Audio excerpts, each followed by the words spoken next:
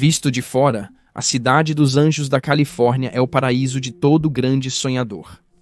Lar de Hollywood, glamour e celebridades. Indivíduos ambiciosos que procuram entrar na indústria do entretenimento frequentemente acreditam que podem vencer se apenas chegarem a Los Angeles.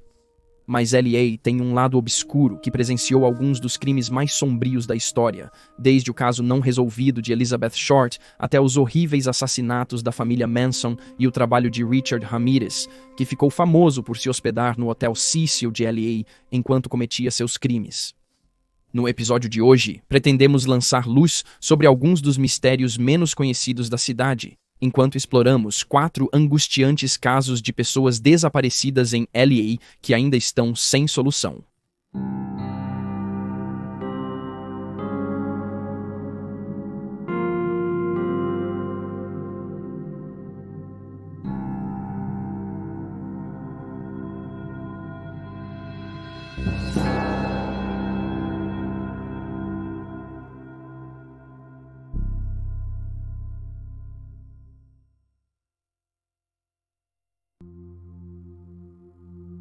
Angelique Emily James. De acordo com membros da família, Angelique Emily James, de 4 anos, foi vista pela última vez na casa de sua família em Los Angeles, casa em 15 de fevereiro de 1997. Pouco se sabe sobre o horário exato e as circunstâncias do seu desaparecimento, mas quando foi notado, os investigadores passaram a questionar sua mãe, Shirley Ann James, que não conseguiu fornecer evidências sobre o paradeiro de sua filha e não cooperou com as autoridades. Em novembro, 9 meses após o desaparecimento, Shirley foi detida após ser exigido que ela mostrasse Angelique, mas falhou em fazê-lo. Infelizmente, a situação parecia sombria. As 3 irmãs de Angelique já haviam sido acolhidas pelo conselho tutelar após surgirem alegações de abuso. Shirley tem outros 4 filhos além dos 4 mencionados, um dos quais, uma filha de 9 meses, morreu em 1992, supostamente de síndrome da morte súbita infantil. Pouco depois de sua prisão, Shirley foi acusada do suposto assassinato de Angelique, além de 3 acusações de abuso infantil e 2 acusações de lesão corporal a uma criança. A morte de sua filha de 9 meses foi investigada por detetives, mas nenhuma acusação foi feita. Investigadores supõem que Angelique faleceu entre 15 de dezembro de 1996 e 1º de março de 1997. Em 1997, autoridades revistaram o jardim da casa da família buscando os restos de Angelique. Apesar do cão farejador ter detectado um cheiro, nenhuma evidência foi encontrada. Shirley se declarou inocente de todas as acusações feitas contra ela em janeiro de 1998, mas depois se declarou sem contestação para homicídio culposo no caso de Angelique. Sob este acordo de confissão, ela recebeu uma pena máxima de 5 anos. Angelique segue desaparecida. Nunca encontraram seu corpo. Ela sumiu da casa da família em LA aos 4 anos, possivelmente em 15 de dezembro de 1996, apesar da data oficial de desaparecimento ser 15 de fevereiro de 1997. Angelique é uma mulher negra de cabelos pretos e olhos castanhos. Quando desapareceu, ela media cerca de 1,10 m e pesava aproximadamente 18 kg. Ela tem cicatrizes de queimadura no topo de um pé e uma fratura anterior no braço esquerdo, que é visível por um raio-x. Devido a uma anormalidade esquelética congênita, ela tem uma perna e um braço mais curtos que o outro. Angelique é presumida morta, mas, se ainda estiver viva, ela terá 31 anos em outubro. Se você tiver alguma informação sobre o caso dela, pode entrar em contato com o Los Angeles. Xerife do Condado de Los Angeles, no número 32389-05500.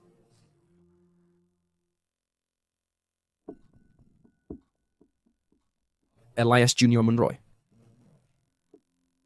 Elias Jr. Monroy, de 2 semanas de idade, foi visto pela última vez em 2 de fevereiro de 1987, quando sua mãe, Maria, o levou para um check-up de rotina no centro médico LAUSC, no quarteirão 2000 da Rua Maringo.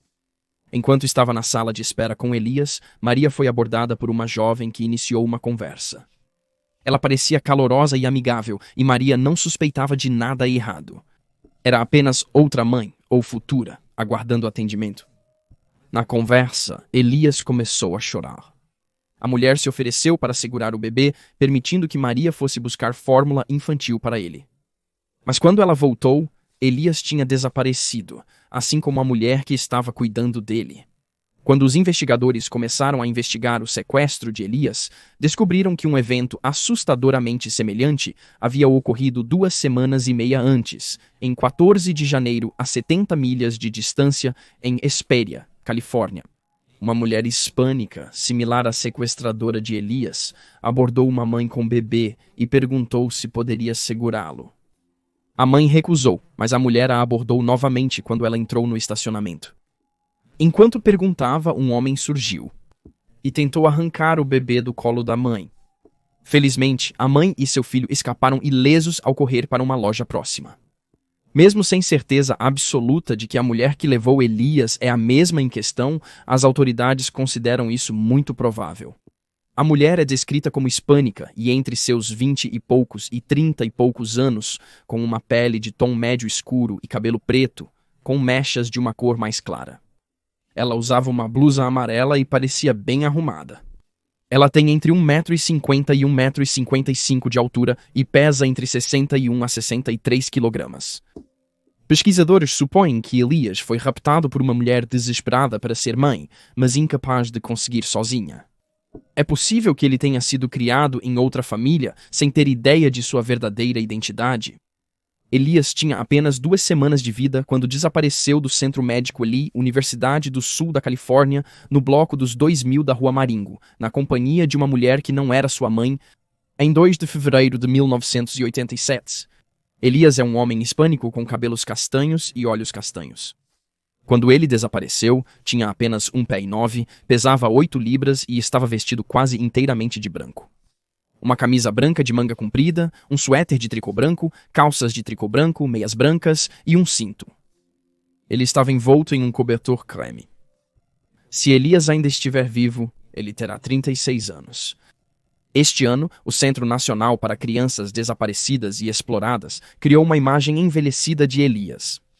É a primeira e única imagem que temos dele, já que nenhuma foto foi tirada no nascimento. Artistas forenses usaram imagens de seus irmãos e outros membros da família para determinar como ele pode parecer hoje. Se você tiver alguma informação sobre o desaparecimento de Elias, pode entrar em contato com o Departamento de Polícia de Los Angeles no número 877-275-5273.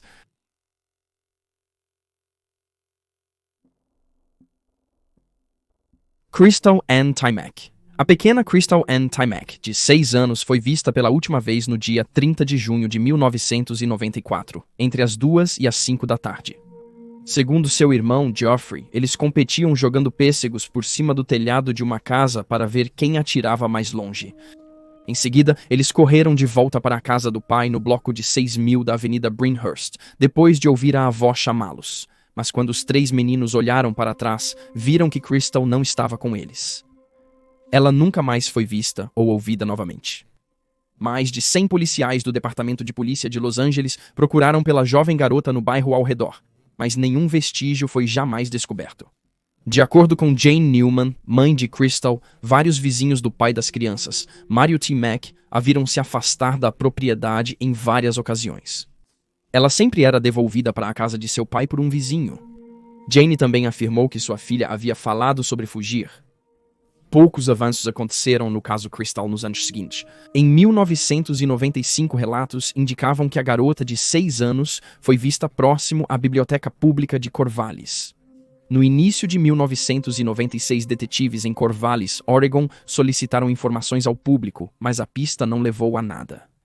No ano seguinte, o proprietário da Wigginton's Plumbing Services colocou as fotos de várias crianças desaparecidas em seus caminhões, na esperança de aumentar a conscientização sobre os casos e trazer respostas, embora nenhuma tenha aparecido no caso de Crystal. Em 2005, uma casa do outro lado da rua de Crystal foi revistada por mais de 100 membros da força policial. Ossos foram encontrados no porão da propriedade, mas eram de animais. Segundo Jeffrey, irmão de Crystal, em 1994, uma reverenda que morava na mesma casa costumava convidar crianças locais para realizar serviços religiosos. Ela não morava nesta propriedade em 2005 e não está claro o que levou os investigadores a vasculhar o prédio. Infelizmente, não houve atualizações no caso de Crystal desde 2005. Seus irmãos, que tinham respectivamente 12, 10 e 8 anos na época do seu desaparecimento, ainda estão procurando respostas. Seu pai ainda mora na mesma casa na Avenida Brynhurst. Crystal Ann T. Mick tinha apenas 6 anos quando desapareceu no bloco 6000 da Avenida Brynhurst, em 30 de junho de 1994. Ela é descrita como uma mulher branca com cabelos loiros escuros e olhos cor de avelã. Quando desapareceu, ela tinha cerca de 1,20 m de altura e pesava cerca de 27 kg. Ela foi vista pela última vez vestindo uma camiseta rosa, shorts com estampa floral e tênis com uma imagem de uma sereia. Se você tiver alguma informação sobre o desaparecimento de Crystal, pode entrar em contato com o Departamento de Polícia de Los Angeles no número 213-485-4175.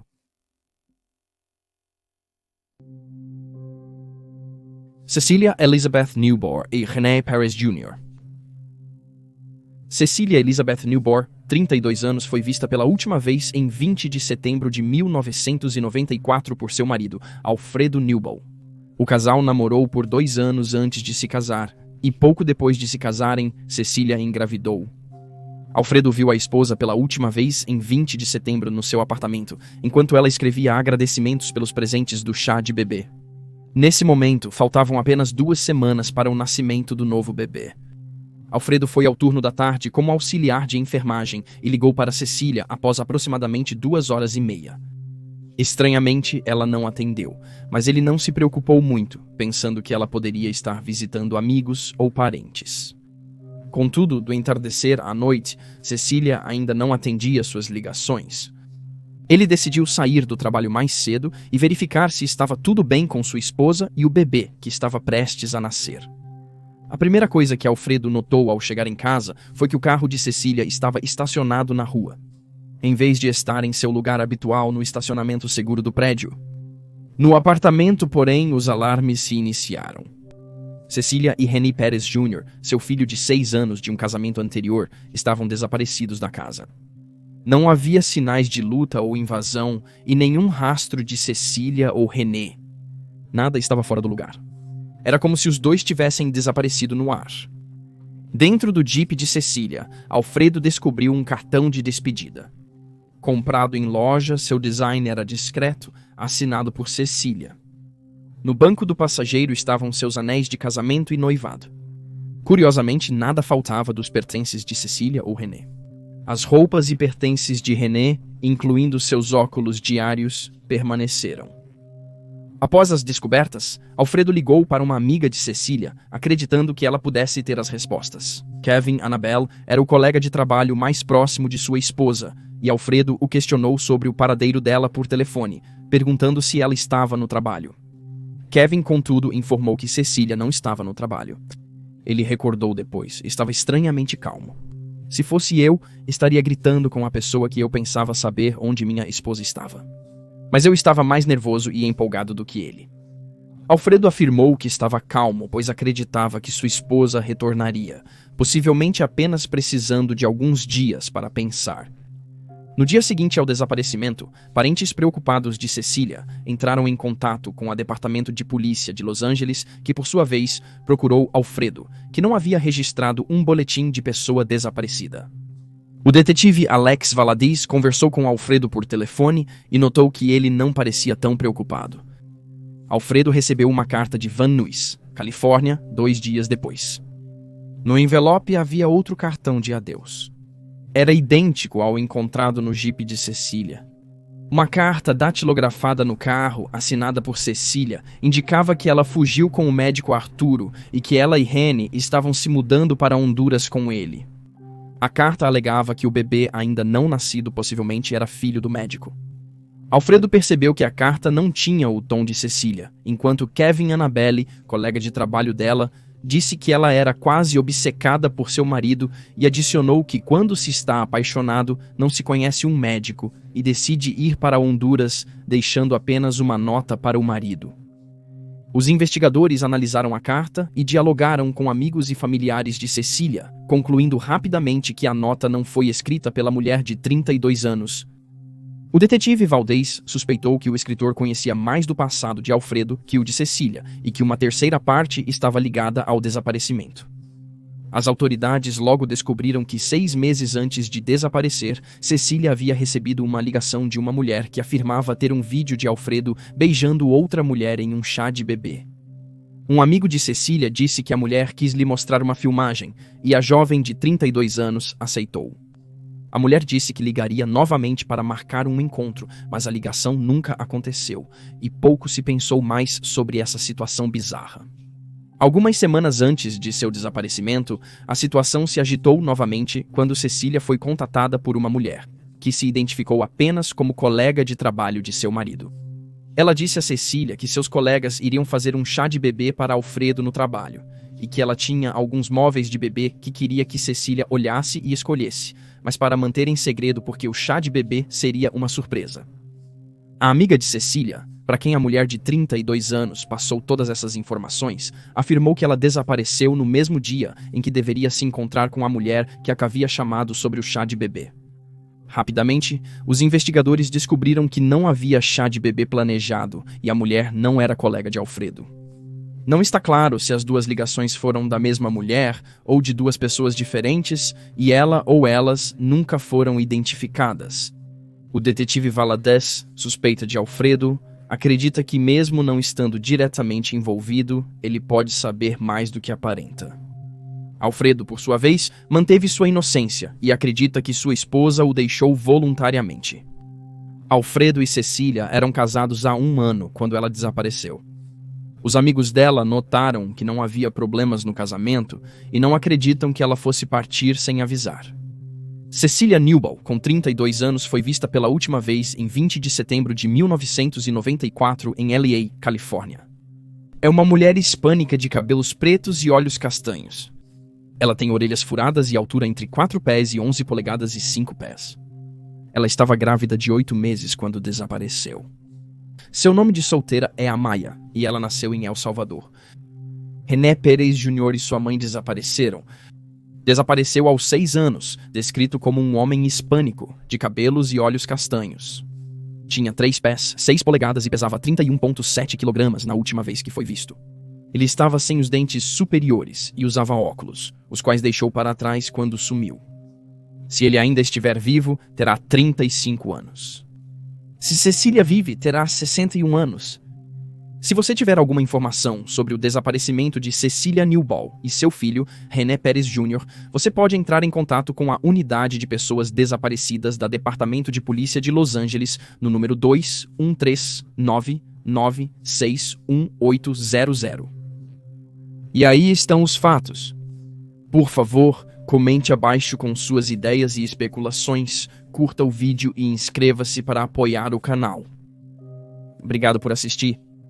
Fique alerta, fique seguro e nos vemos na próxima vez.